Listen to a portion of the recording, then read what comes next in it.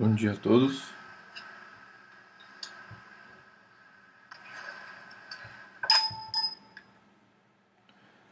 Antes de iniciarmos nossa aula, eu vou apresentar alguns programas que vão ser utilizados para que cada um possa acessar do seu computador.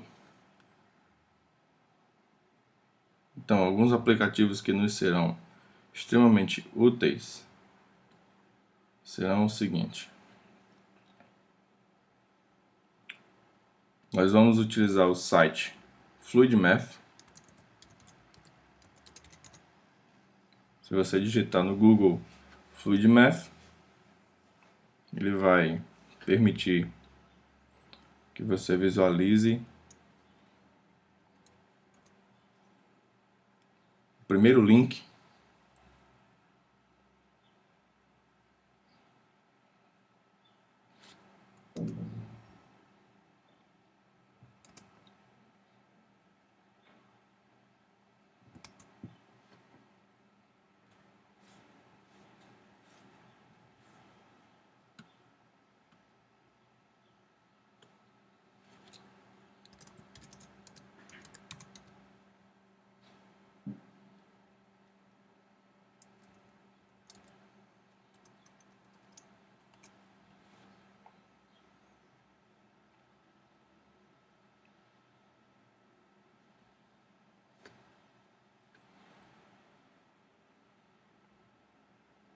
Primeiro link que você clica, tem acesso a esse site, que ele permite que você tenha acesso a algumas ferramentas de construção de gráficos, esse daqui, e aqui resolução de equações e para plotar gráficos também.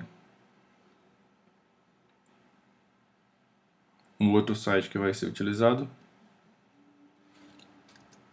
vai ser o site da Universidade do Colorado. Você escreve no Google PHET e você acessa o primeiro site, o primeiro link, e nós vamos ter a possibilidade de interagir com diversos circuitos, diversos simuladores de diversas áreas, incluindo como aparece aqui o circuito,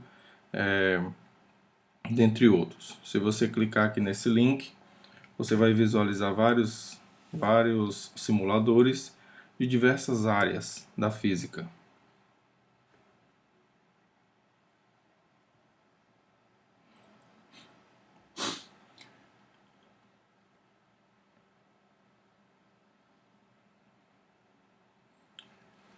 Então, até o presente momento da nossa disciplina de física, nós já estudamos os tópicos de unidades de medida, cinemática escalar, vetores e cinemática vetorial. E aí, para nossa aula de hoje, dia 22/2, está previsto essa nossa aula de nivelamento, que na verdade é uma aula para esclarecer algumas dúvidas e fazer uma rápida revisão de todo o assunto que foi estudado, ok? Então, vamos iniciar.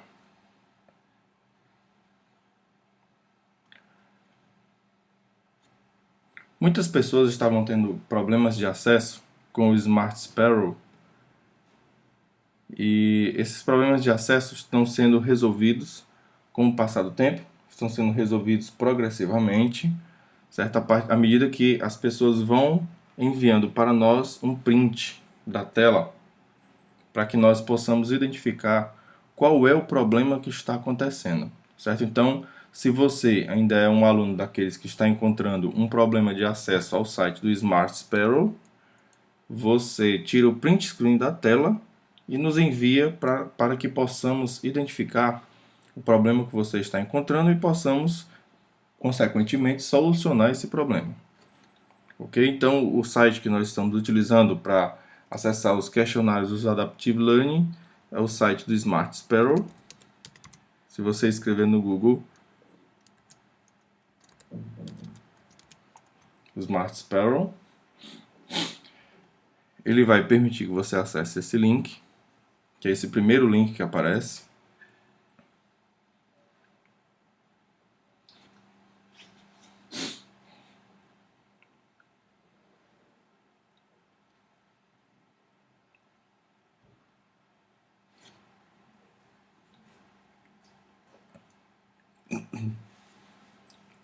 E essa ferramenta, essa plataforma, é a que possibilita a construção e o desenvolvimento dos Adaptive Learning.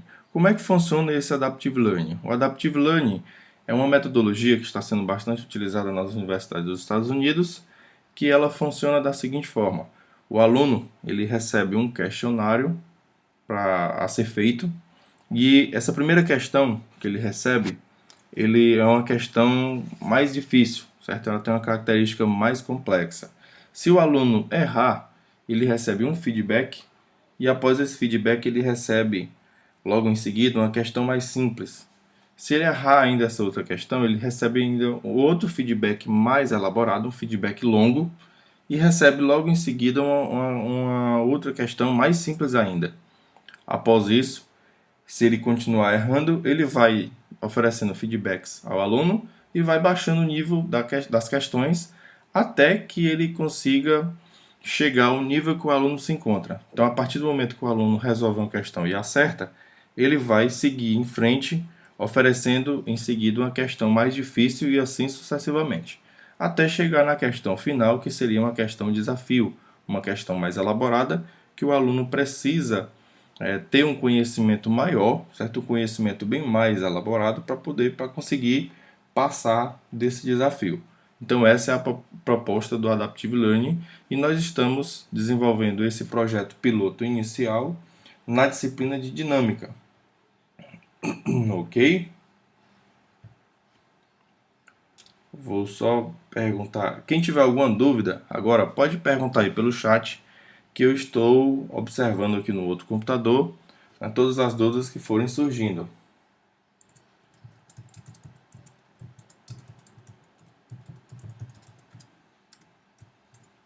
Estou perguntando aqui se todos estão visualizando. Quem não conseguir visualizar, tiver algum problema de acesso, pode postar aí no chat que eu estou observando.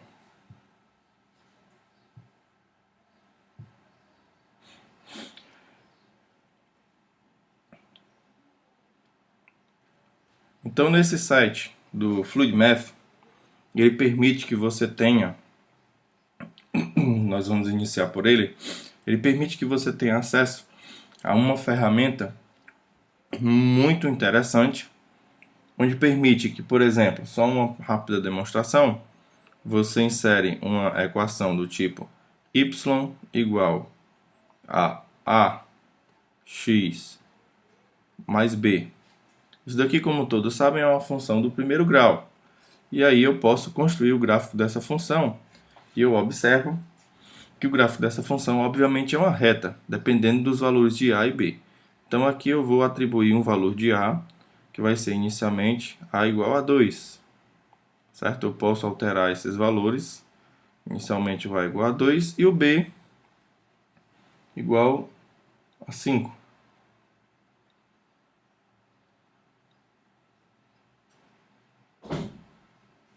B igual a 5. Então teria aqui o valor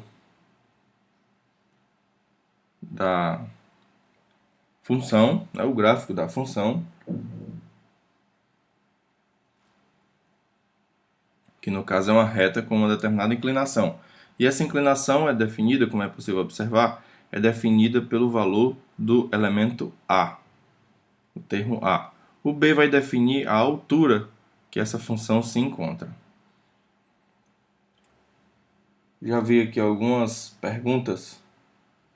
A internet está muito baixo, o som está muito baixo.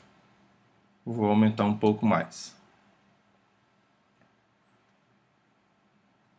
Pronto, aumentei um pouco mais. Professor, eu só consigo visualizar da terceira aula em diante. O que devo fazer? Bem, se você está conseguindo visualizar apenas da terceira aula em diante, você deve enviar um e-mail para o suporte da EAD, né? Ou então envie um e-mail para mim. Meu e-mail, vou escrever aqui no quadro. Aqui, ó, meu e-mail é deixa eu escrever aqui.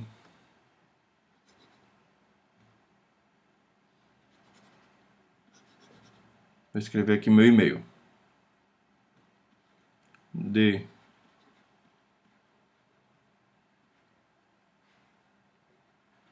Martins 2 arroba fanor.edu.br. Então pode enviar um e-mail para mim informando o seu problema, que eu vou auxiliar você na solução.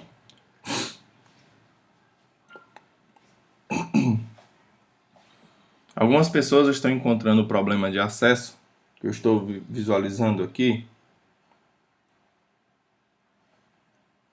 Alguns problemas de acesso ao portal, certo? E pode enviar também um e-mail. Estou vendo aqui que o professor Fabrício está interagindo conosco.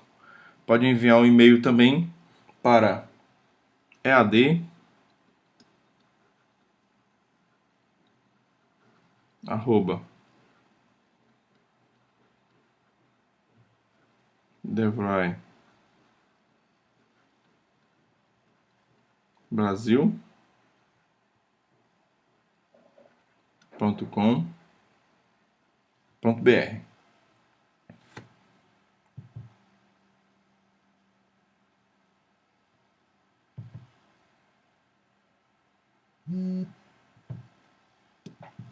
Quem estiver encontrando algum problema de acesso, pode enviar um e-mail para esse e-mail aqui ou para o meu e-mail, que eu vou auxiliar você na solução desse problema. Bem, como vocês observam, aqui embaixo está aparecendo um tempo, certo? Um tempo que vai diminuindo. Esse tempo, ele é o tempo que você tem para teste, certo? Você tem 300 segundos para testar. Após esses 300 segundos acabarem, serem concluídos, você poderá atualizar a tela e terá novamente mais 300 segundos para testar. Ok? Então vamos para o nosso conteúdo. Primeiro conteúdo, vou só mostrar como é que faz o acesso aqui, que algumas pessoas estão apresentando dúvidas. Vou mostrar como é que faz o acesso.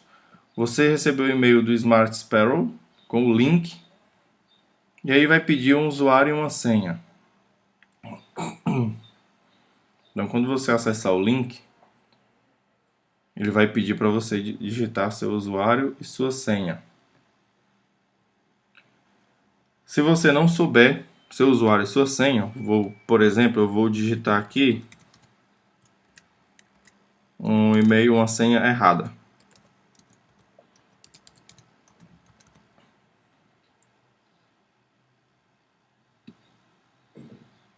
Vou digitar uma senha errada.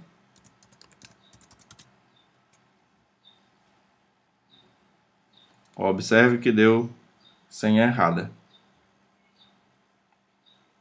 Aí você digita aqui, perdeu sua senha, e aí você vai digitar novamente o seu e-mail.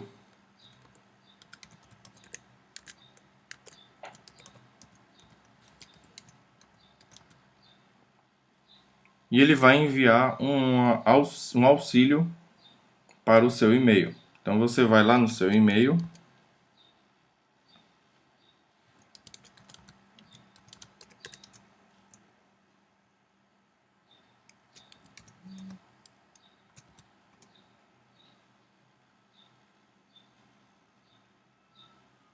Acesse o seu e-mail.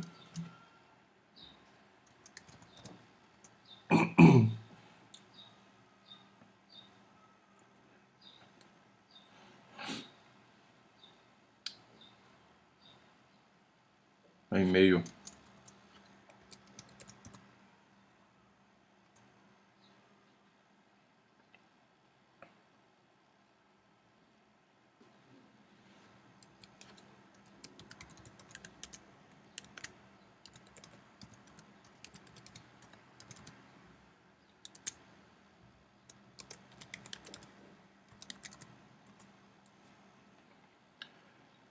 Acesse o seu e-mail que você vai receber um e-mail com um link para você alterar a sua senha. Ok? Então, vamos aguardar que ele abrir, acessando o e-mail.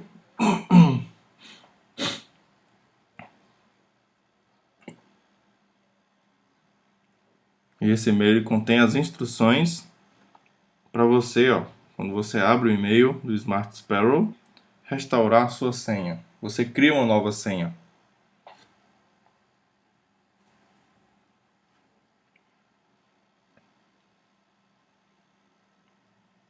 Então, eu estou acessando o site para alterar a senha.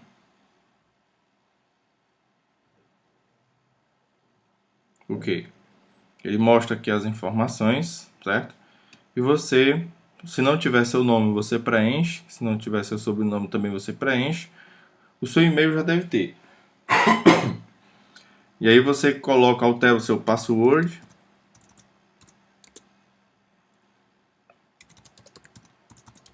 Depois que tiver alterado, você clica que aceita os termos e condições e clica em continuar.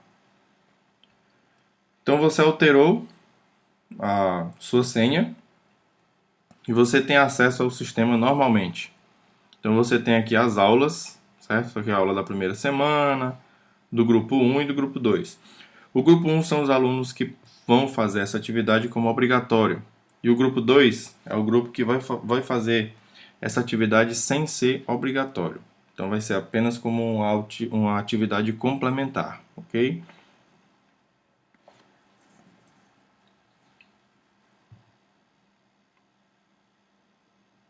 Bem, então, como eu tinha dito, vamos voltar aqui para o nosso conteúdo. Se alguém tiver mais algum problema de acesso, pode enviar uma mensagem aqui que a gente vai tentando responder e tirar as dúvidas aqui em tempo real, ok? Então, um aluno aqui disse que já enviou um e-mail para mim com um print, aguardando ser mudado do grupo. Ok. André, eu encaminhei o seu e-mail para o Fábio, que é o funcionário responsável pela mudança de turma, certo? Então ele vai realizar a mudança da sua turma e em breve você estará com o seu acesso normalizado.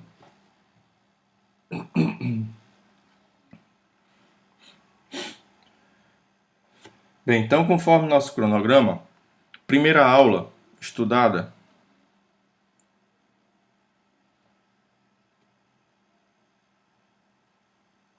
Primeira aula estudada, você observa que acabou o tempo e eu iniciei novamente. Primeira aula estudada foi unidade de medida.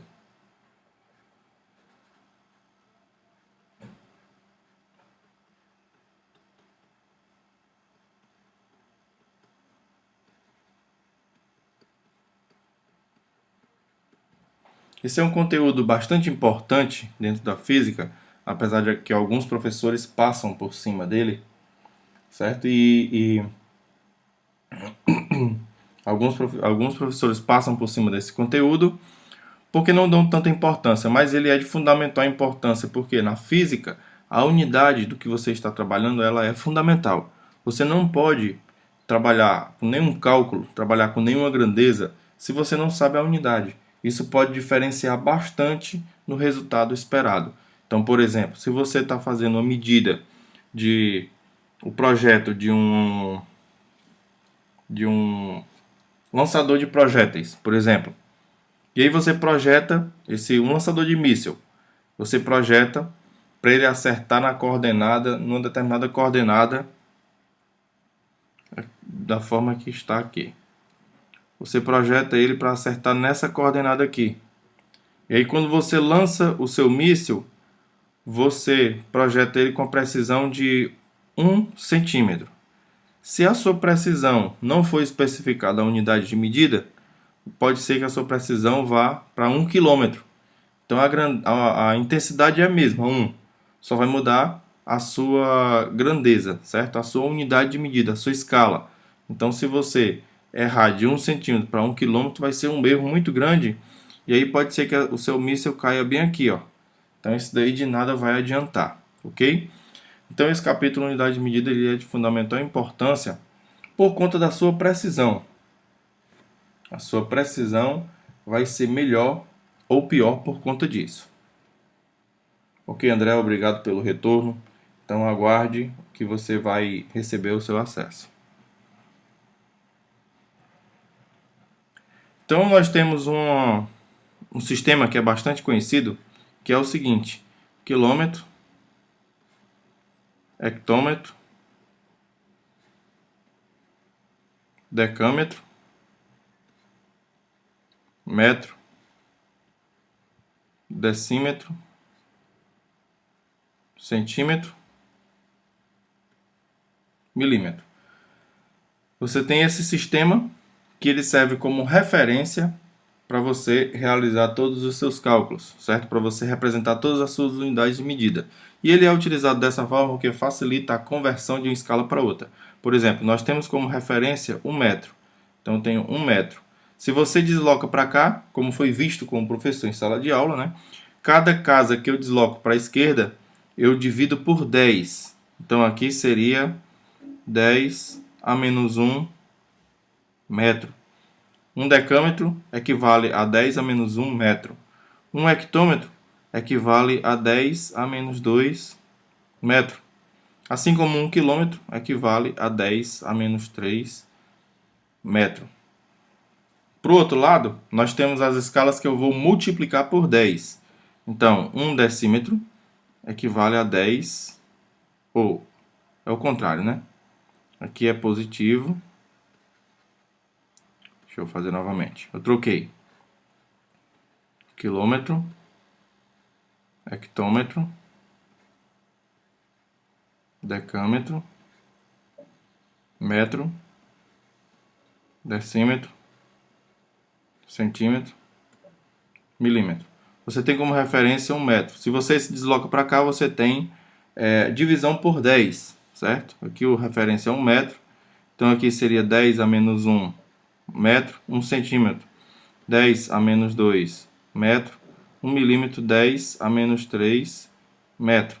Por outro lado, você multiplica por 10. Então aqui eu teria 10 metros.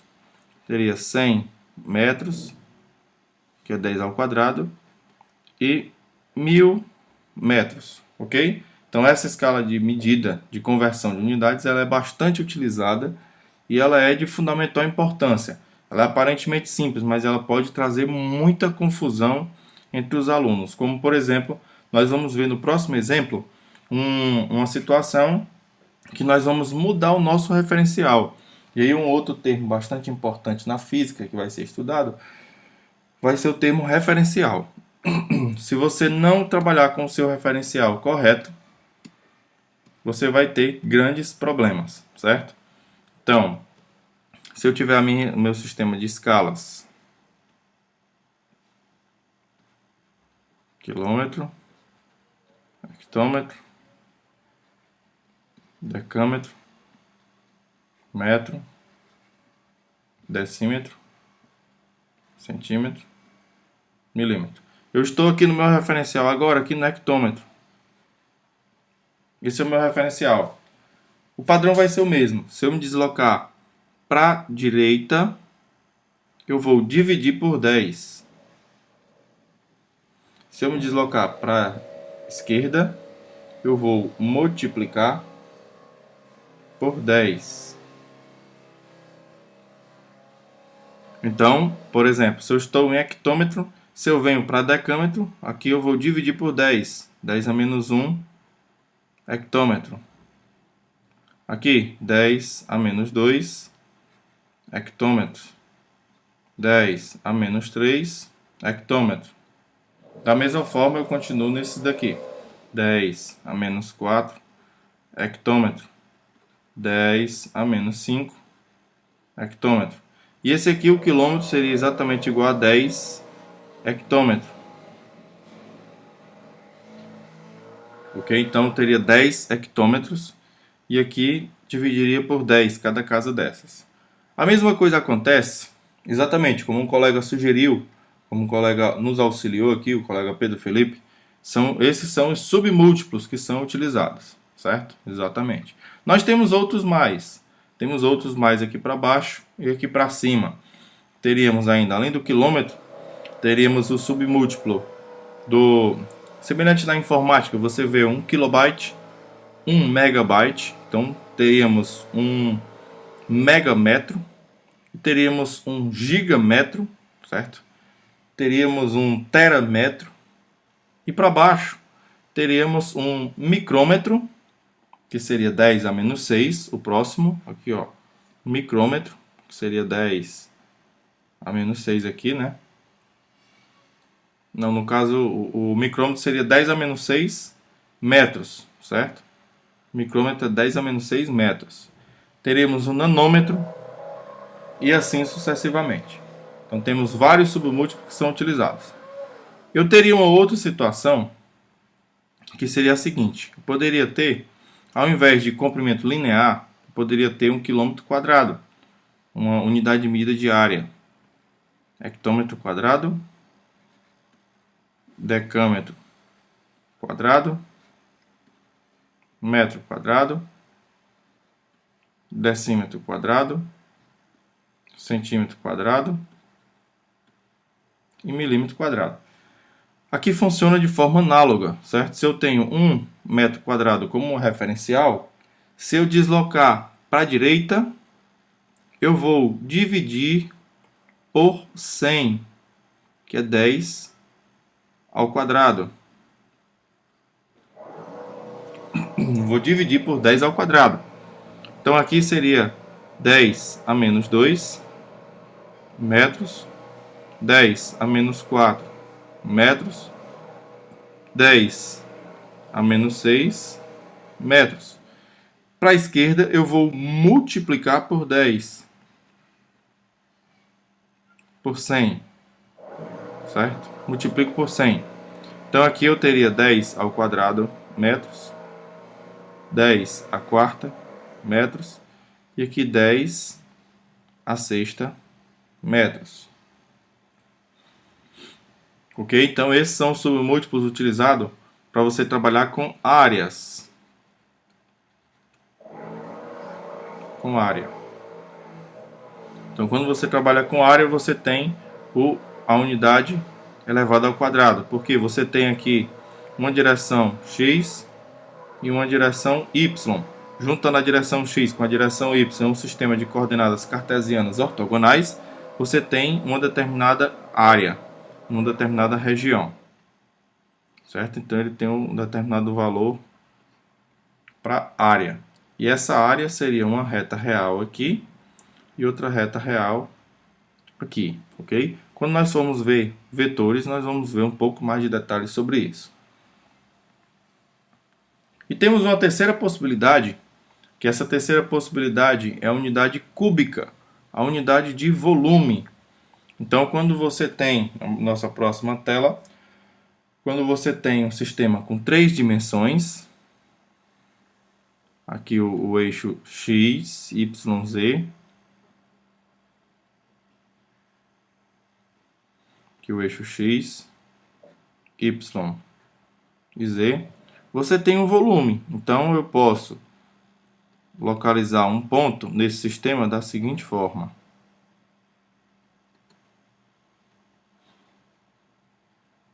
Esse aqui é um ponto e ele está localizado dentro de um determinado cubo. Eu posso até desenhar esse cubo aqui para visualizar ele melhor.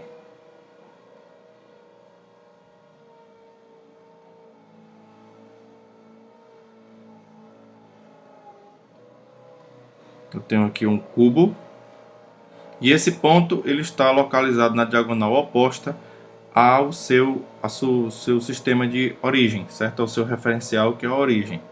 Então qualquer ponto pode ser representado no sistema tridimensional dessa forma, como foi visto lá na geometria analítica com vocês no semestre passado.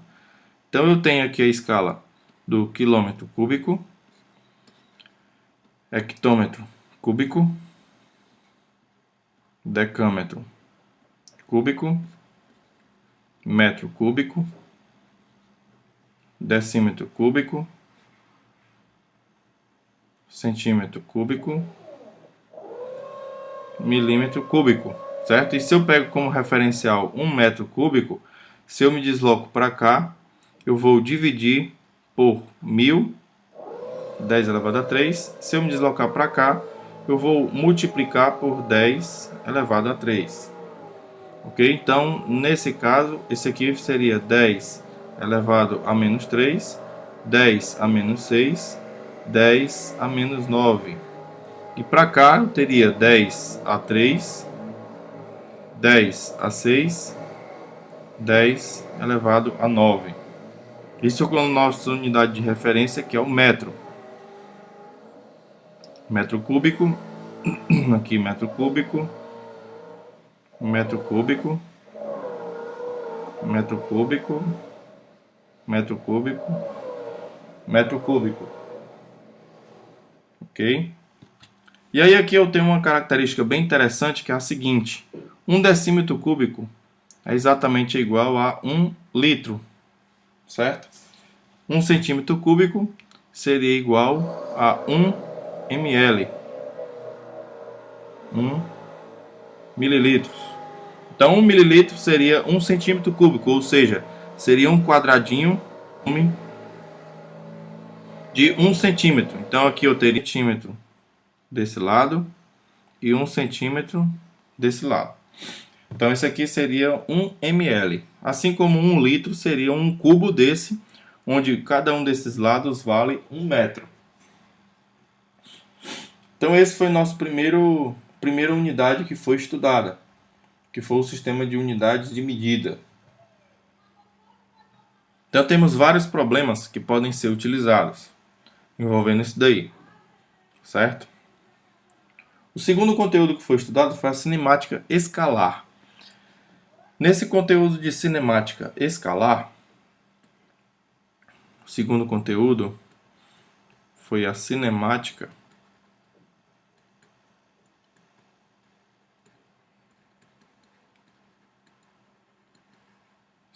escalar. Esse conteúdo, ele é aquela físicazinha que nós estudamos lá no ensino médio, certo? Aquela física que foi estudada lá no ensino médio. Então, nessa física, você não leva em consideração direção e nem sentido. Então, por exemplo, eu vou fazer um deslocamento, eu estou em um ponto e eu vou fazer um deslocamento de 10 metros. Esse deslocamento pode estar nesse sentido, ou pode estar nesse sentido, pode estar nesse sentido, ou nesse sentido. Isso eu não vou saber em qual sentido está, porque na cinemática escalar eu trabalho só com módulo, certo? Eu trabalho só com números. Então eu poderia estar me movimentando em qualquer local de uma determinada circunferência, certo? Não dá para eu saber em qual direção eu vou, ok? Então existem algumas regras na cinemática escalar, algumas definições, que são as seguintes. Na cinemática escalar, eu sei que se eu realizo um determinado deslocamento, um determinado movimento, eu estou variando minha posição em relação ao tempo, certo? Esse termo, variação da posição em função do tempo, ele recebe o nome de velocidade. Então, a velocidade é igual à variação da posição em relação ao tempo. Que, como foi visto em sala de aula, isso daqui pode ser visto como sendo o limite de ΔS sobre ΔT, em termos infinitesimais, quando ΔT tende a zero, certo? Isso daqui é a própria definição de derivada, que seria igual a dt de um determinado S de t, certo? Então, dessa equação, eu sei que V é igual a d dt de S de t. Aqui eu tenho um denominador igual a 1, produto dos meios igual ao produto dos extremos. Eu vou ficar com a seguinte situação: d S de t é igual a V dt. Eu tenho aqui duas derivadas. Para eu tirar a derivada, eu tenho que integrar. E eu vou integrar de um determinado S0 até um S. E aqui eu vou contar de um tempo 0 até um tempo t. Então isso aqui vai me resultar no seguinte: a integral de S0 até S vai ficar S menos S0, vai ser igual a V vezes a integral do dt é o próprio t. Então, V vezes t. Então, aqui nós temos aquela nossa famosa equação S0 mais VT, linha conhecida nossa. Então, isso daqui para um caso de uma velocidade constante. Eu tenho uma velocidade constante. Mas e se a velocidade não for constante? Se a velocidade não for constante. Se a velocidade não for constante, eu vou ter uma variação da velocidade. E essa variação da velocidade é chamada de aceleração. Essa aceleração é igual a ΔV sobre ΔT, certo? E aí eu vou fazer a mesma analogia, que isso em termos infinitesimais, isso é igual ao limite de ΔV sobre ΔT, quando ΔT tende a zero, que isso aqui vai ser igual a d dt de um determinado v de t, certo? Vou fazer a mesma fórmula, a mesma equação lá. A aceleração é igual a d dt de v de t,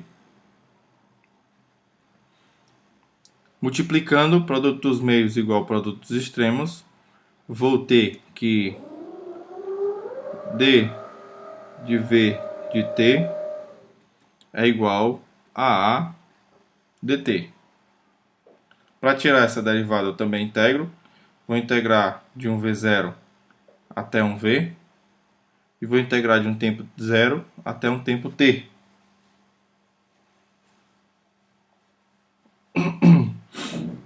Então isso daqui vai ficar integrando de v0 até v. V menos v0 é igual a vezes t. Que nós vamos chegar exatamente naquela equaçãozinha. V é igual a v0 mais at. Então essa outra equação ela é bastante conhecida nossa lá do ensino médio. Então aqui eu tenho uma velocidade inicial, uma velocidade final, aqui é uma velocidade inicial, aqui é a minha aceleração, que a aceleração aqui é igual a constante, e nós temos a nossa variável que é o tempo. Então nesse caso eu vou ter um v de t, certo? Uma velocidade que ela varia com o tempo. E essa velocidade que varia com o tempo vai ser igual a v0 mais at. Então essa é a nossa conhecida equação da velocidade. Ok? Então nós temos essa equaçãozinha aqui que também é bastante conhecida nossa. Agora existe uma outra equação também, que é bastante conhecida, que é essa equação aqui. S é igual a S0 mais V0t mais 1 meio de AT2. Como é que nós conseguimos chegar até essa equação? Nós conseguimos chegar até essa equação da seguinte forma.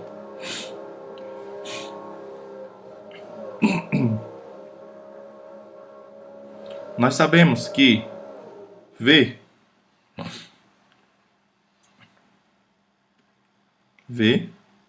é igual a V0 mais AT. E sabemos também que V é igual a d dt de S de t, certo? Então nós vamos utilizar essas duas informações e vamos fazer o seguinte. Essa aqui ó, é V e esse aqui também é V, certo? Então nós vamos fazer o seguinte. ds dt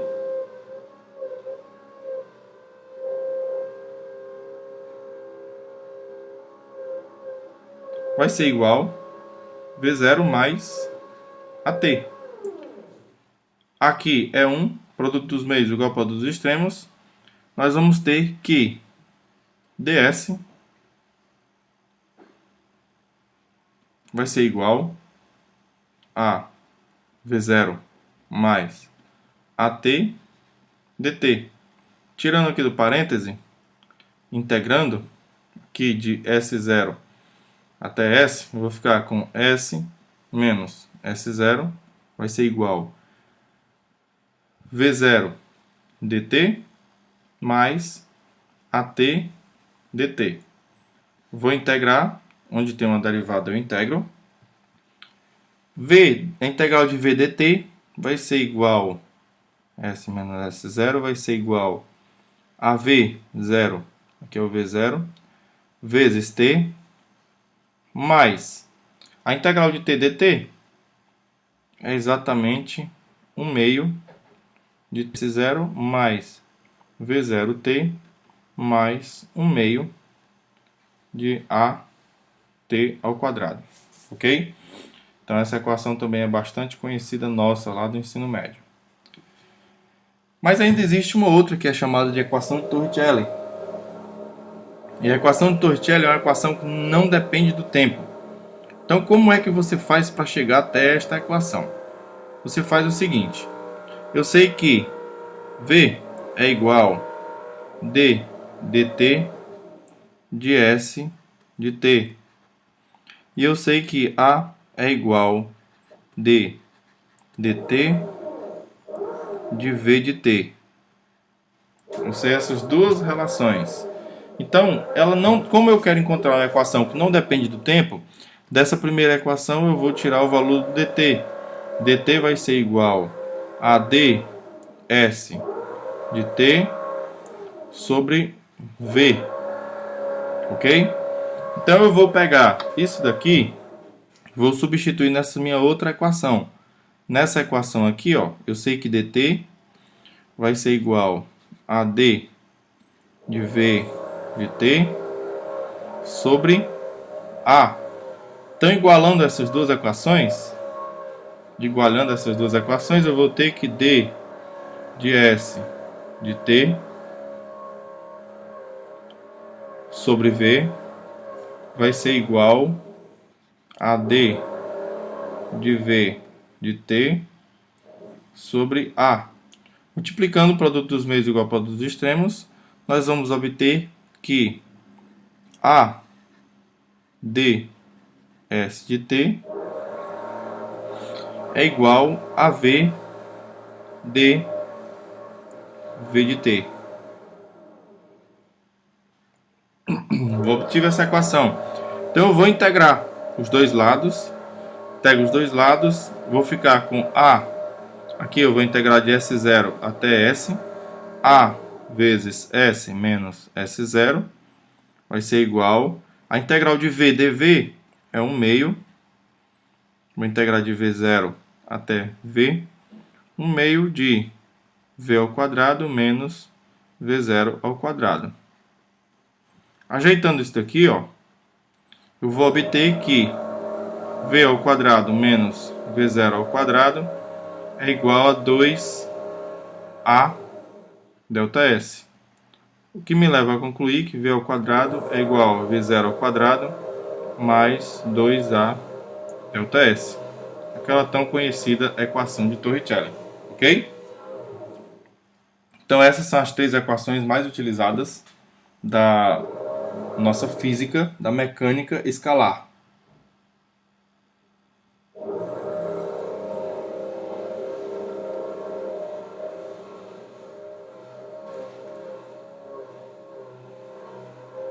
Realmente eu peço desculpas a vocês, mas infelizmente o vizinho aqui do condomínio resolveu hoje furar uma parede lá e está atrapalhando realmente. Peço desculpas a vocês pelo inconveniente, mas nós vamos ter que aprender a conviver por isso nessa nossa primeira aula. Nas próximas aulas eu vou procurar um local, vou lá para Fanó e utilizo uma sala mais silenciosa, ok? Mas vamos lá. A próxima aula que foi estudada foi vetores. Então, para nós trabalharmos com vetores, nós vamos fazer o seguinte. Nós vamos primeiro definir um vetor. Então, um determinado vetor, ele é um camarada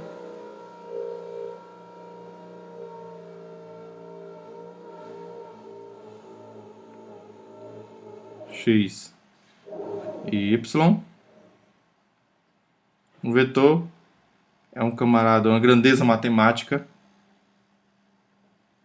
que possui módulo, direção e sentido.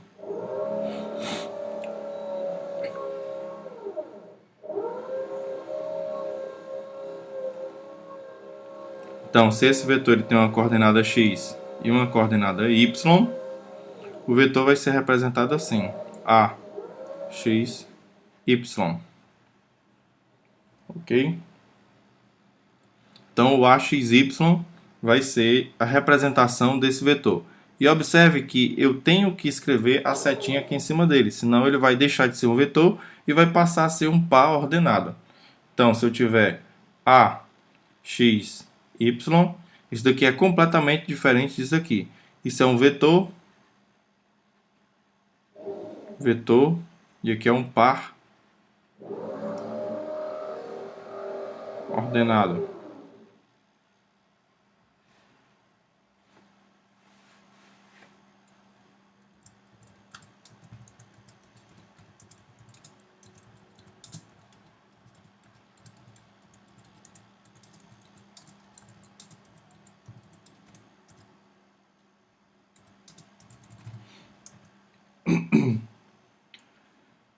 Isso aqui é um vetor, isso daqui é um par ordenado, ou seja, um ponto. Apenas um ponto. Então eu posso representar também um vetor em função dos vetores da base canônica, que são o I, J, K, conhecidos nossos, que eu tenho um I, o J e o K, no caso de um vetor em 3 dimensões.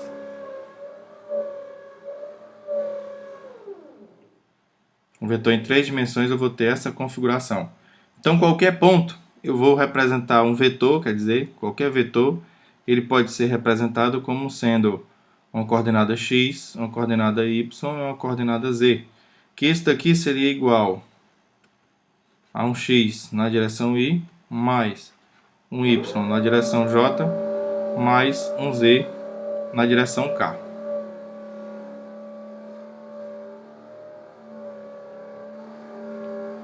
Então eu tenho essa configuração, que é o x na direção y, y na direção j e z na direção k.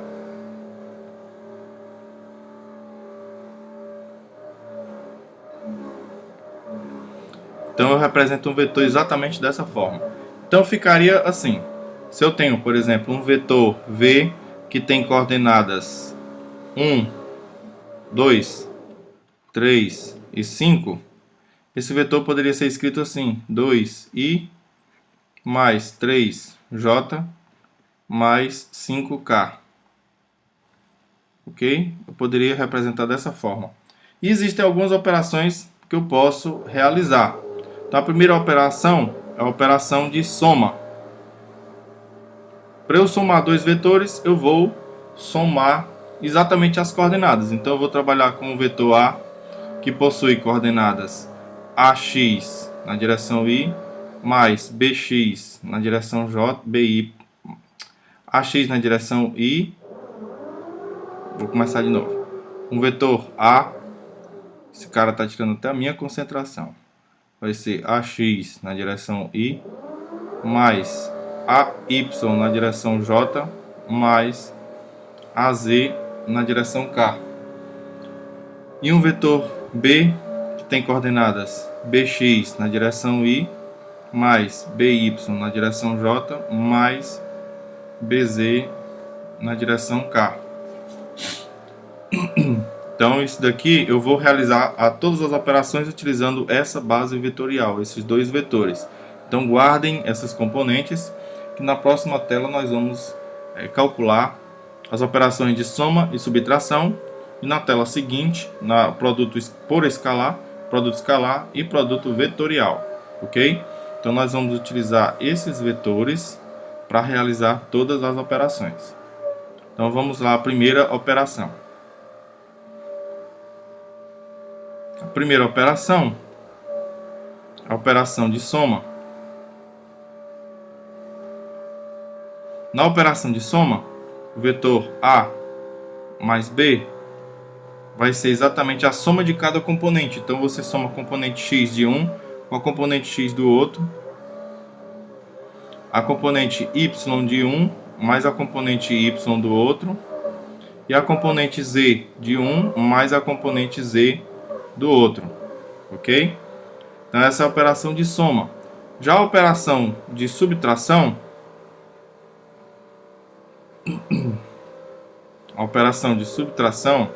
ela funciona de forma análoga. Então A menos B vai ser exatamente igual a AX menos BX, AY menos BY, AZ menos BZ, ok? Então isso daqui é no formato gráfico, no método gráfico. Se for no método geométrico, isso daqui é quando você conhece as componentes dos vetores. As componentes dos vetores. Então se eu tenho um vetor A que tem componente AXI mais AY, o vetor A que é AXI, eu vou escrever aqui embaixo. O vetor A é igual a AX I mais AYJ mais AZK. E o vetor B é igual a BXI mais BYJ mais BZK. Ok? Então, nesse formato, eu realizo a operação desse jeito. E se eu não tiver o valor das componentes, só tiver o valor do módulo dos vetores, então o módulo do vetor A é igual a raiz quadrada de ax ao quadrado mais ay ao quadrado mais az ao quadrado. Esse aqui seria o módulo do vetor A. E o módulo do vetor B seria igual a raiz quadrada de bx ao quadrado mais by ao quadrado mais bz ao quadrado. Esse aqui seria o módulo do vetor B. Então, se eu tiver um problema que só me dá o valor desses módulos, como é que eu faço? Aí eu vou mostrar agora na simulação, certo? Então, nós vamos vir aqui para o site da Universidade do Colorado e vamos escrever aqui o nome vetor. Escrevendo o nome vetor, eu vejo aqui o nome vetorzinho de adição de vetores, o simulador de adição de vetores. Então, no simulador de adição de vetores, eu vou ter a possibilidade de trabalhar com vetores. Então, eu pego aqui um vetor, é óbvio, simulador de adição de vetores, eu só posso trabalhar com vetores. Então, desenhei o primeiro vetor, que esse vetor eu vou chamar de vetor A, certo? E ele tem módulo 16.6, vou mudar aqui para ver se eu consigo obter o número inteiro, 13. Tem módulo 13. O ângulo de inclinação dele é 67.4. Componente x, 5 unidades na direção x aqui. 12 unidades na direção y. Então na altura aqui eu tenho 12 unidades, ok? Se eu for somar com outro vetor b, eu vou realizar a operação de soma com outro vetor b. Então o vetor b está aqui. Observe que o vetor ele tem uma característica bem interessante. Ó. Quando eu rotaciono o vetor, você observa que as coordenadas se alteram, certo? As coordenadas dele se alteram porque eu estou rotacionando o vetor. Então esse vetor ele é completamente diferente desse, embora ele tenha o mesmo módulo, certo? Mas as componentes vão ser diferentes, tá certo? Então, o vetor ele possui uma característica bem interessante que é a seguinte: eu consigo transladar o vetor sem que altere as características dele. Então eu posso transladar esse vetor, ó, você observa que as componentes não vão ser alteradas, o vetor continua sendo o mesmo, certo? Então aqui, se eu for somar esse vetor com esse vetor, eu mostro o vetor soma, está aqui o vetor soma, certo? O vetor soma é exatamente esse, está aqui as componentes do vetor soma. Mas eu observo uma característica bem interessante. Se eu trouxer esse vetor e colocar ele bem aqui, ó, o vetor soma vai ser exatamente igual a essa diagonal maior do paralelogramo. E essa é uma característica bem interessante dos vetores, que a soma de dois vetores é exatamente a diagonal maior do paralelogramo formado por eles dois. Então, se eu pegar aqui e alterar as coordenadas do segundo vetor, do vetor B, eu observo que continua exatamente sendo a diagonal maior do paralelogramo. Se eu alterar o segundo, ainda vai continuar com a mesma característica, observe. Ok? Então, qualquer um dos dois vetores que eu alterar as características, a característica do vetor soma vai continuar sendo a mesma, certo? O vetor soma é a diagonal maior do paralelogramo formado por esses dois vetores. Então, é desse jeito. Funciona desse jeito.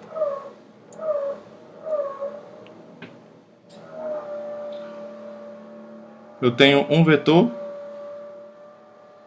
A, tenho um outro vetor B, aqui um vetor B. Esses dois vetores eu posso formar um paralelogramo, e aí eu vou ter que essa diagonal maior é o A mais B, e essa diagonal menor vai ser o A menos B. Ok? Então, dentro de um paralelogramo, eu tenho duas diagonais. Eu tenho uma diagonal maior e tenho uma diagonal menor. Então, essa daqui e essa diagonal é o A menos B. Onde esse é o seu vetor A e esse é o seu vetor B. Esse é o seu vetor A e esse é o seu vetor B. Ok? Então, eu tenho uma diagonal maior e diagonal menor. Então, está aqui a soma e a subtração. Mas eu tenho três outras operações, que é a multiplicação por escalar, ou produto por escalar, produto por escalar. Produto por escalar, eu vou multiplicar o vetor por um número. Ou seja, eu estou aumentando ou diminuindo o tamanho desse vetor.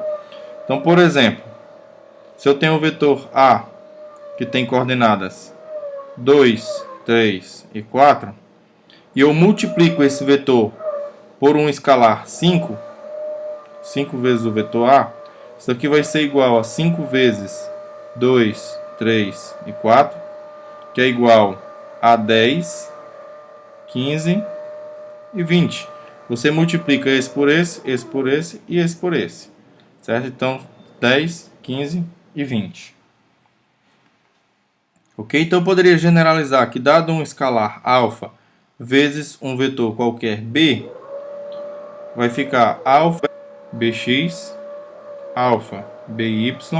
Isso é no produto por escalar. Agora eu tenho um outro produto, que é o produto escalar. No produto escalar,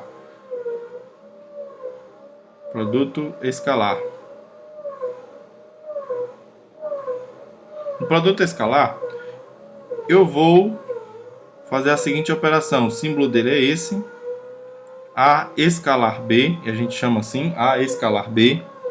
Isso daqui vai ser igual à multiplicação de duas matrizes, AX, AY, AZ. Essa primeira matriz é uma matriz linha, vezes uma segunda matriz que é uma matriz coluna, BX, BY, BZ. Essa seria a definição do produto escalar. E eu vou multiplicar esse termo vezes esse, mais esse, vezes esse, mais esse, vezes esse. O resultado. Então, A escalar B é igual a AX vezes BX, AX BX, mais AY BY, mais AZ BZ. Ok? Então, esse é o resultado do produto escalar. Observe, não tem o I, o J e o K. Não tem. Então, se eu tiver dois vetores 2, 3 e 4, multiplicado por um outro vetor 1, 5 e 6, esse resultado vai ser 1 vezes 2, 2, mais 3 vezes 5, 15, mais 6 vezes 4, 24. Ok? E você soma tudo isso e você obtém o seu resultado, que seria 24 mais 15 daria 39 mais 2, 41. Ok? Então o resultado aqui desse produto escalar seria 41. Existe uma outra definição de produto escalar, que é quando você tem só o módulo dos vetores e o ângulo entre eles. Ou seja, por exemplo, dei dois vetores e quero saber qual o valor do ângulo entre esses dois vetores. O valor do ângulo entre esses dois vetores é facilmente determinado da seguinte forma: A escalar B é igual módulo de A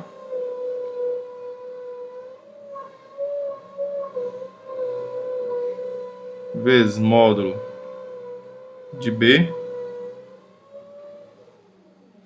vezes o cosseno do ângulo entre eles, ok? Então isso daqui também é outra forma de você calcular o produto escalar quando você tem só o módulo dos dois vetores e tem o ângulo entre eles, certo? Então, se eu tenho um vetor A e um vetor B, aqui o vetor A, aqui o vetor B e o ângulo entre eles, o produto escalar é exatamente igual a isso. Mas se você observar, ó, esse camarada, ele tem um nome específico, certo? O nome dele vai se chamar de projeção. Projeção do vetor B sobre A. Certo? Como assim? Imagine que eu tenho aqui o vetor B e eu tenho aqui o vetor A. Certo? Se eu observar, ó, aqui o ângulo θ, se eu observar, eu desço aqui uma perpendicular, aqui seria a sombra do vetor B sobre o vetor A, e esse pedacinho aqui, ó, é exatamente o módulo de B cosseno de θ, certo? Esse pedacinho aqui é a projeção do vetor B sobre o vetor A.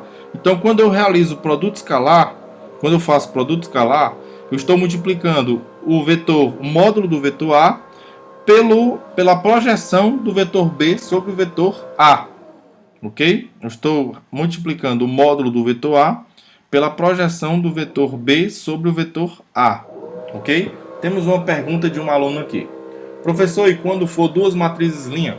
Laurindo, não existe a possibilidade de eu multiplicar no produto escalar, ok? Então a definição do produto escalar é exatamente uma matriz linha, AX, AY, AZ, vezes uma matriz coluna, BX, BY, BZ. Não existe a possibilidade de eu multiplicar no produto escalar duas matrizes linha, ok? Então fica aí a dica. O produto escalar é o produto de duas matrizes, onde a primeira é uma matriz linha e a segunda é uma matriz coluna. Uma matriz linha e uma matriz coluna, certo? Então não existe a possibilidade de eu ter duas matrizes linha nem duas matrizes coluna no produto escalar. Na álgebra linear vocês estudam a multiplicação de duas matrizes, aí eu posso ter a multiplicação de duas matrizes linha e duas matrizes coluna. Mas na definição do produto escalar não pode. Ela é só uma matriz linha vezes uma matriz coluna, ok? Agora nós vamos ver quando eu tenho o produto vetorial. Produto vetorial. Produto vetorial, certo? No produto vetorial, eu sei que o símbolo é esse, ó, A vetor B, certo? O produto vetorial ele é definido como sendo o determinante de uma matriz, onde a primeira linha é o I, J e K, a segunda linha AX, AY, AZ, e a terceira linha BX, BY, BZ, certo? A regra que você vai utilizar para calcular esse determinante, você vai utilizar a regra que você achar mais simples, a que mais você souber. Então vamos lá. Para calcular esse produto vetorial, A vetor B vai ser igual I, J e K, AX, AY, AZ, BX, BY, BZ. Então vai ser, utilizando a regra do sobe e desce, certo? Vou subir o BX, descer o I, subir o BZ, descer o K, ok? Aí vou multiplicar. Esse vai ser AY, BZ na direção I, mais esse AZ, BY na direção J, mais esse AX, BY na direção K, menos diagonal secundária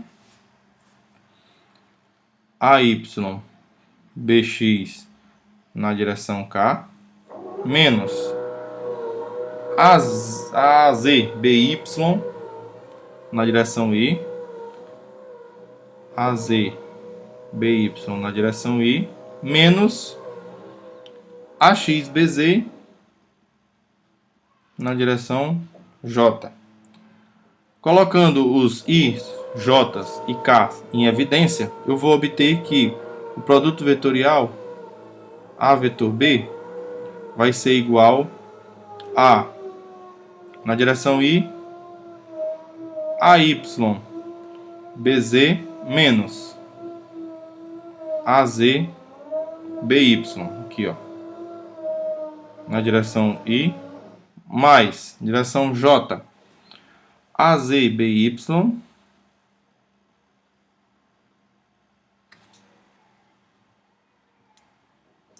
AZBX, aqui é AZBX, certo? AZBX menos, deixa eu apagar aqui,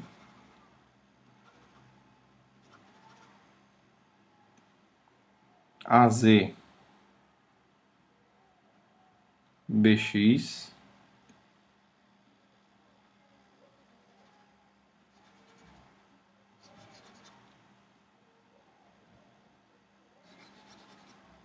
pronto. Esse da direção J, Z, BX na direção J. Aqui, ó. Direção J, AZ, BX. AZ, BX na direção J, menos AX, BZ na direção J. Mais, na direção K, eu vou ter AX, BY. AX, BY menos AY, BX na direção K. Ok? Então esse é o resultado do produto escalar entre do produto vetorial entre dois vetores. Certo? O produto vetorial, ele tem uma característica bem interessante, que é a seguinte: esse vetor, produto vetorial, ele tem que ser perpendicular ao vetor A e ao vetor B. Então, por exemplo, se eu tiver um vetor A na direção X e um vetor Y na direção Y, um vetor A na direção X e um vetor B na direção Y, o produto vetorial entre eles tem que estar obrigatoriamente na direção Z, certo? Obrigatoriamente ele tem que estar na direção Z. Então, o desenho fica mais ou menos assim.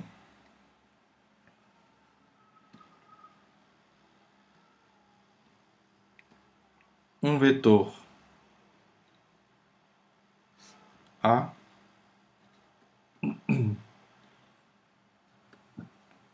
um vetor B, e o vetor C estaria aqui, que é o vetor A, vetor B. Ok? Então esse vetor ele é perpendicular ao A e também é perpendicular ao B. Tá certo? Então se eu fizer um exemplo, vamos ver quanto é o I vetor J. O I vetor J vai ser exatamente igual a I J e K. As coordenadas do vetor I, 1 é 1.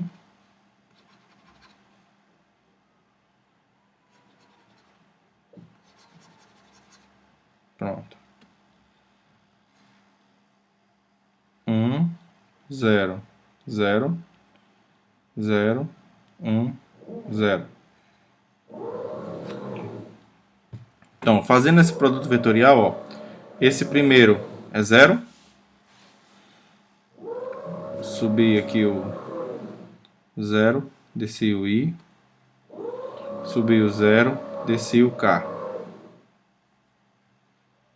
Então, aqui dá 0. Aqui dá K. K. Aqui dá 0. Diagonal secundária, 0, 0, 0. Então, I vetor J é igual a K. Agora vamos ver se fosse o contrário. Se fosse J vetor I, seria igual I J K. Coordenada do vetor J, 0, 1, 0. Coordenada do vetor I, 1, 0, 0. Subi o 1, desci o I. Subi o 0, desci o K. Então, multiplicando, aqui vai ser 0, aqui 0, aqui 0. Diagonal secundária, menos K. Aqui 0 e aqui 0. Então, J vetor I é igual a menos K. Ok? Então, observe que existe uma regrinha, que é da regra de matrizes. Se você trocar uma linha por outra, você troca o sinal do determinante. Então, I vetor J é igual a K, J vetor I é igual a menos K, certo? Então, existe uma regra que é a regra da mão direita para o produto vetorial. Se você escrever no Google, regra mão direita, produto vetorial, você vai encontrar algumas figuras que lhe mostram a regra do produto vetorial pela mão direita, certo? Então tá aqui.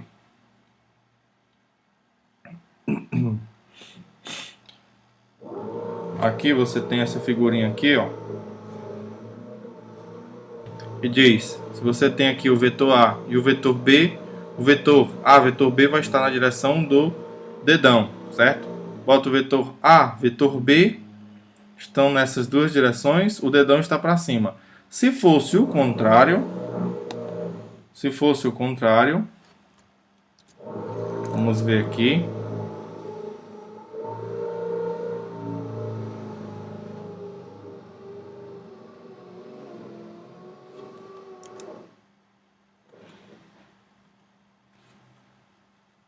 Então, se fosse o contrário, ó, vou só aumentar um pouquinho para visualizar melhor.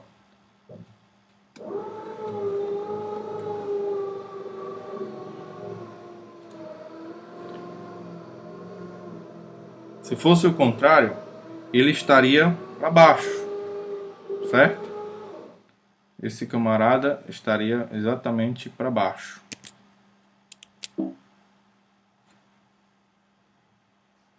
Certo? Então, A, vetor B, está para cima. B, vetor A, o seu dedo aqui, ó, estaria apontando para o lado de baixo.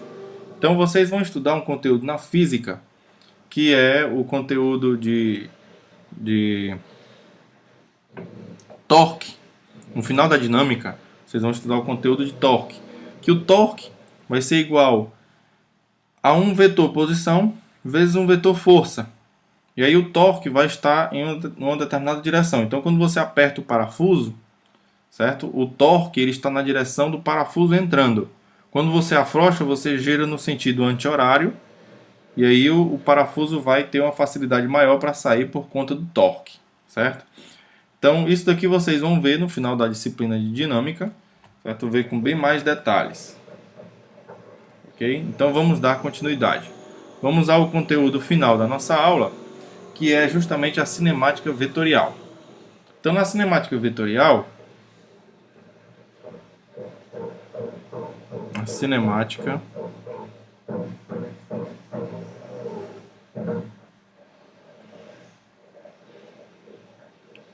vetorial.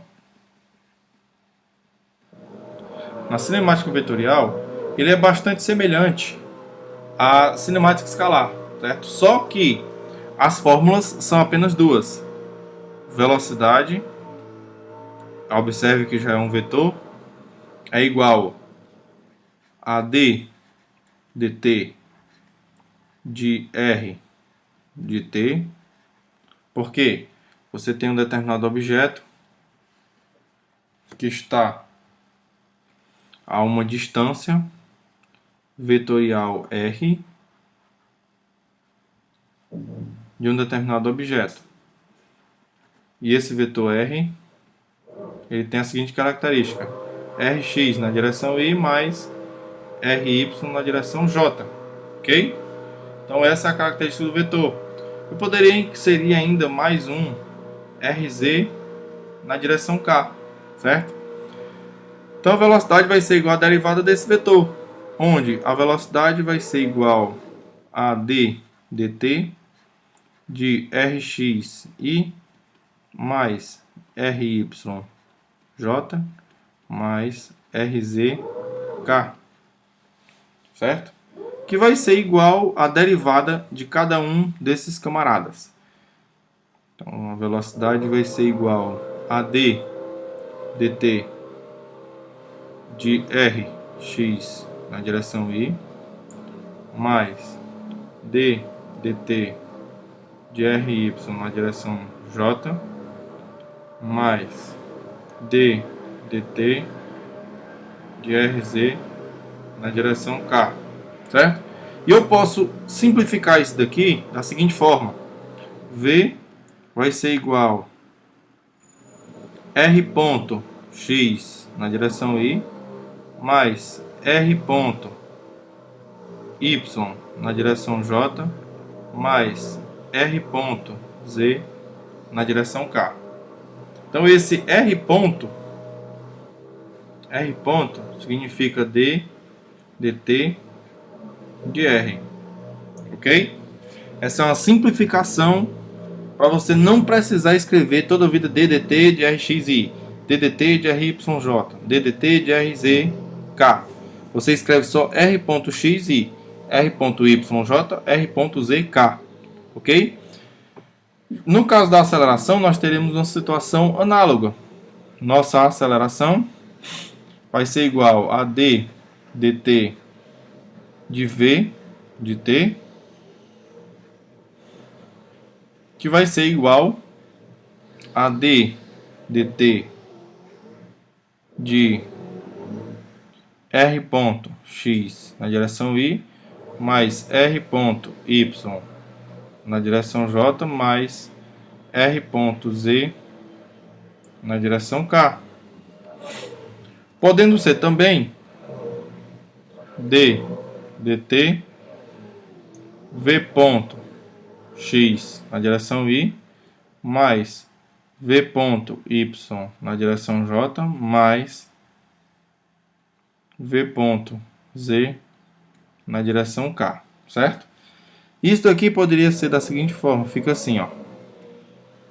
A vai ser igual a r dois pontos x na direção y mais r dois pontos y na direção j mais r dois pontos z na direção k, ok? Que poderia ser também apenas v ponto x na direção y mais v ponto y na direção j mais v ponto z na direção k. Então tanto faz esse daqui. Esse r dois pontos é igual à derivada segunda de r, ok? Vamos ver um exemplo aqui. Eu tenho um determinado objeto que ele realiza um deslocamento r de t, que o r de t ele vai ser descrito por uma equação vetorial, e essa equação vetorial ela vai ter o seguinte formato.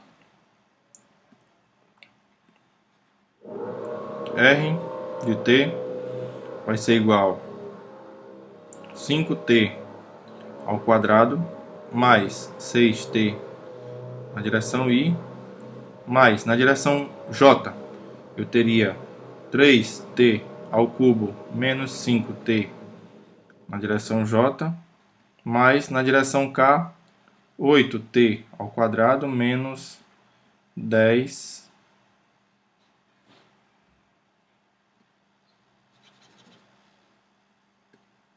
8t ao quadrado menos 10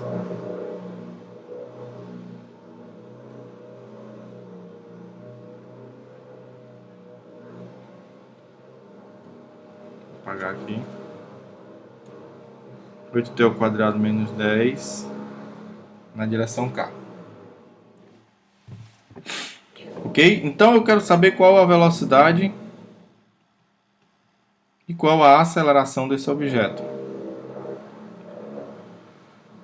A velocidade vetorial desse objeto vai ser igual à derivada desse termo aqui, que vai ser exatamente 10t mais 6 na direção I, mais a derivada desse termo, 9t ao quadrado menos 5 na direção J,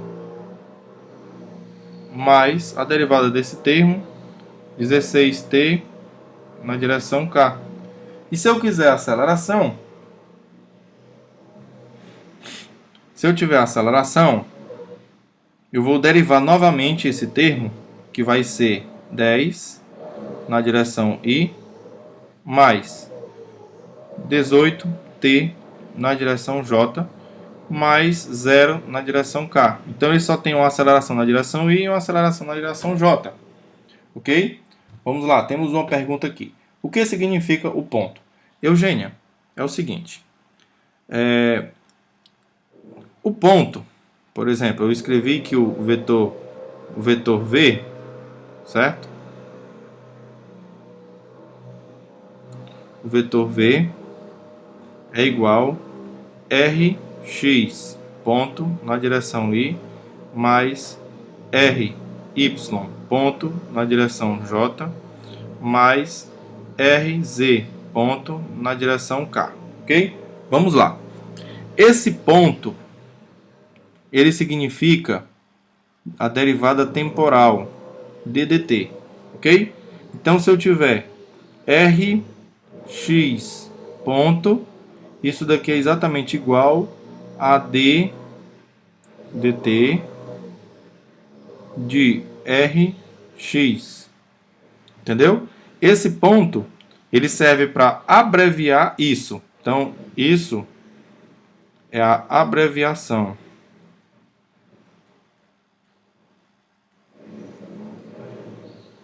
Abreviação. Ok?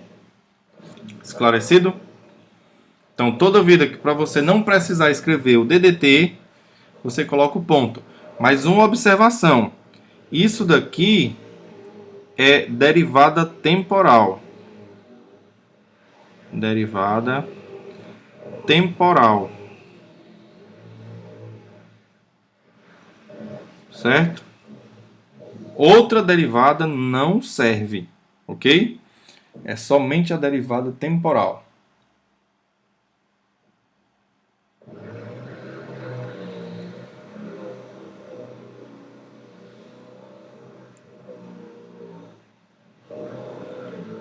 Laurindo? 16K? Não. Aqui eu tenho 8t ao quadrado, certo? Então, quando eu desço esse ao quadrado, ele vai 8 vezes 2, 16. 2 menos 1, 1. Ok? Então, é 16t mesmo.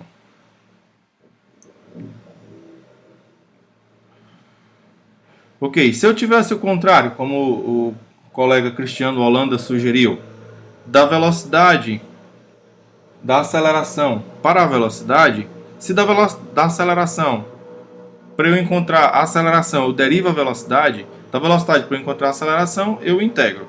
Então eu tenho a seguinte relação. eu tenho a seguinte relação, que eu vou escrever aqui, que eu acho que vai facilitar mais a compreensão de vocês. Eu tenho uma posição R de t,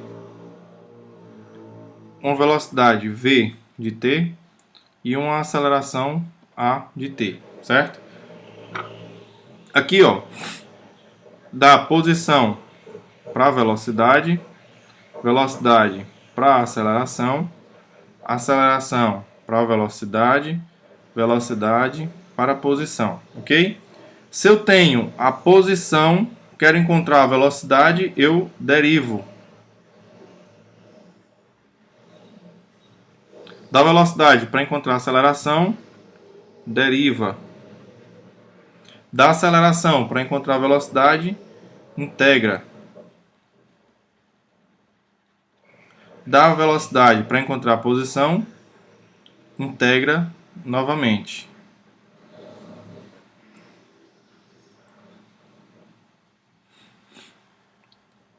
Da velocidade para a posição, você integra novamente, ok? Então eu tenho essa relação aqui. Então vamos a mais um exemplo.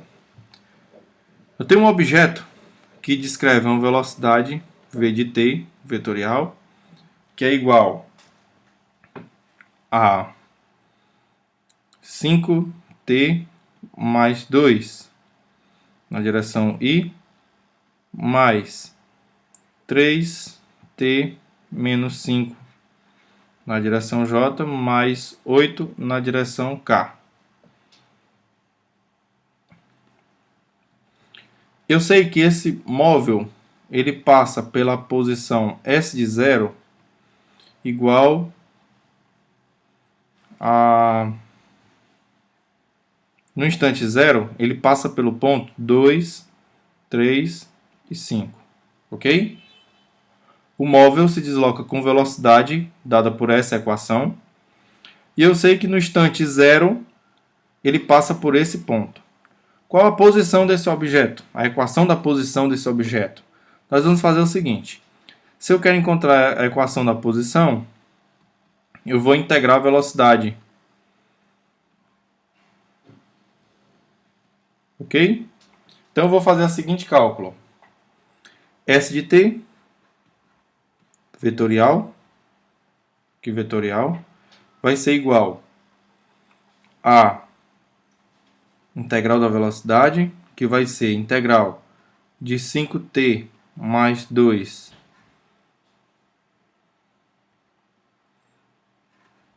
dt, mais a integral de 3t menos 5 dt, mais a integral de 8 dt.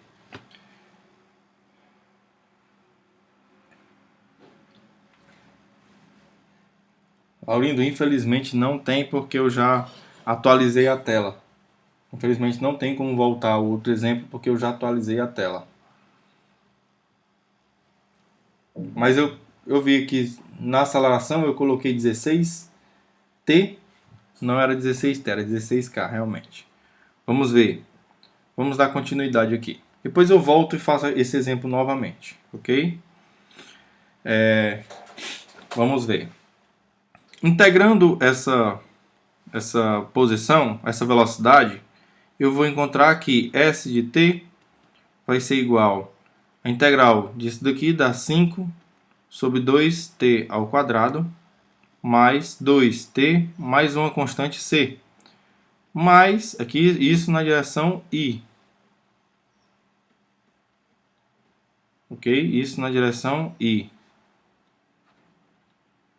Mais 3 sobre 2t ao quadrado menos 5t mais c y na direção j. Vai acabar nosso tempo. Eu vou tirar um print aqui da nossa equação.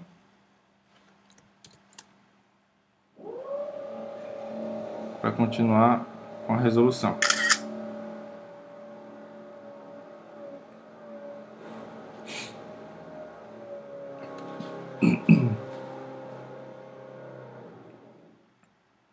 Ok, então vamos ver nossa equação.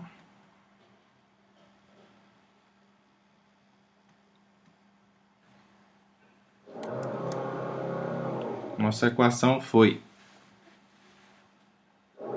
S de t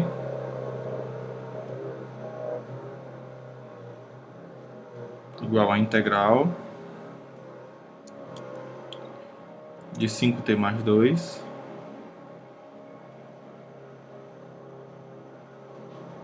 dt mais a integral de 3t menos 5 dt mais a integral de 8 dt, ok? Eu sei que esse móvel passou pelo ponto S de 0, não tem aqui, 2, 3, 5. Então o S de t, integrando, eu vou encontrar a integral de 5t dt é 5 sobre 2t ao quadrado, mais 2t, mais uma constante na direção x, isso aqui o i, mais a integral de t, 3 sobre 2t ao quadrado, menos 5t, mais uma constante na direção y, na direção j, mais a integral de 8 dt, 8t, mais uma constante na direção z. Isso tudo na direção k. Pois bem, então vamos lá. Se ele passou pelo ponto S0 igual a 2, 3, 5, eu vou substituir o zero onde tem o t e vou encontrar o valor das constantes. S de 0 vai ser igual a 5 sobre 2 vezes 0 ao quadrado, mais 2 vezes 0, mais cx na direção y, mais 3 sobre 2, 0 ao quadrado, menos 5 vezes 0, mais cy na direção j, mais 8 vezes 0, mais cz na direção k. Isso tem que ser igual a 2, 3 e 5, ok? Então, ó, isso daqui vai ser, isso aqui dá 0, 0, sobrou aqui cx na direção y, mais 0, 0, cy na direção j, mais isso aqui dá 0, cz na direção k é igual 2, 3 e 5. Então, eu vou ter a seguinte relação: cx, cy, cz é igual 2, 3, 5. O que implica dizer que cx é igual a 2, cy igual a 3, cz igual a 5. Ok? Então, nossa equação ficou S de t igual, agora começaram a bater ali, 5 meios de t ao quadrado, mais 2t, mais 2 na direção y, mais 3 meios de t ao quadrado, menos 5t, mais 3 na direção j, mais 8t mais 5 na direção k. Então, essa é a equação da nossa posição pelo método da integração. Então, isso aqui é a equação vetorial, ok? Então é assim que você trabalha com a álgebra vetorial, pessoal, com a cinemática vetorial.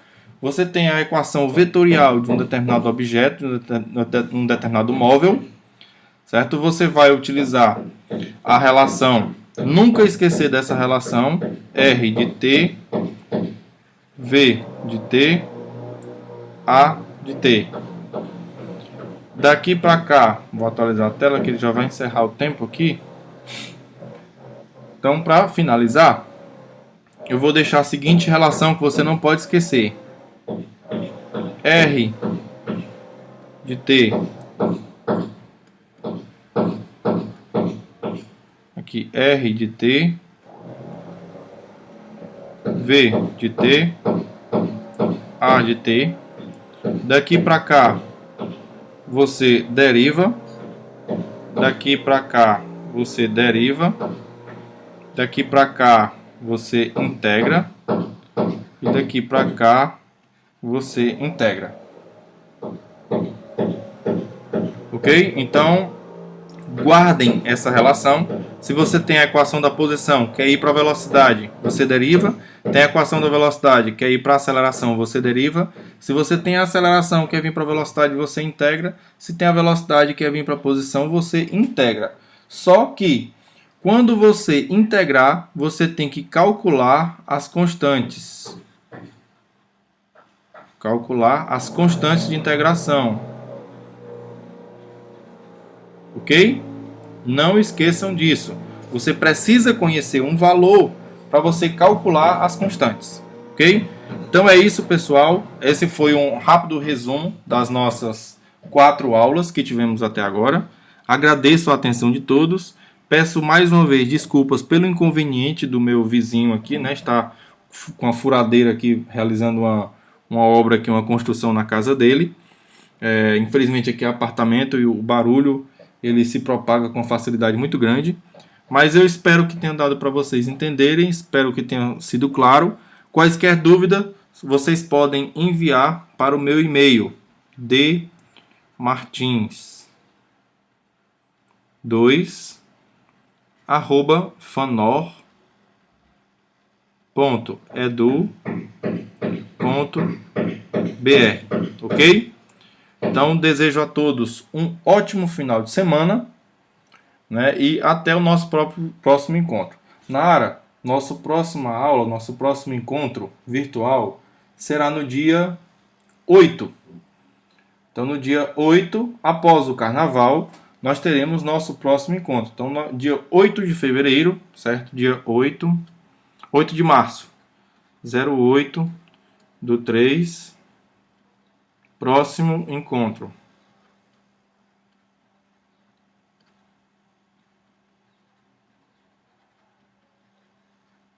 Nesse nosso próximo encontro, com certeza eu estarei no local silencioso e com certeza teremos uma facilidade melhor de comunicação, ok? Então agradeço a atenção de todos, desejo a todos um ótimo final de semana. Ok? Até mais.